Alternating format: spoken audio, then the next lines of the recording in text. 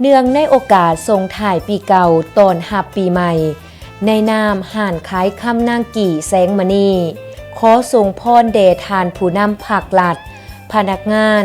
ทหารตำรวจและประชาชนลาวบรรดาเผ่าจงมีสุขภาพเข้มแข็งมีความผาสุกความเจริญตลอดไปด้วยเถิดขอบอนพรประเสริฐล้นในโลกโลกาจงมาคล้องเคียงสถิตให้อยู่เย็นหายห่อนหยดถาซ่อนสู้ขึ้น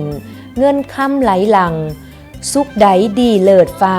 มาห่วมโฮมเต่าเข่าใส่กันทานเอ่ยขอมอบดวงดอกไม้มาไล่หลากหลายสีมอบยกย่อประทานผักผู้ทรงนำเนื่องสี่มีกันนำใสแจงเนื่องทางเล่าเก่าเด่นพลความปองดองสืบสางสากลยองซื่นส้มเจ้าแล้วด้วยความกตัญญูหูบุญคุณจากห่านขายคำนางกี่แสงมณี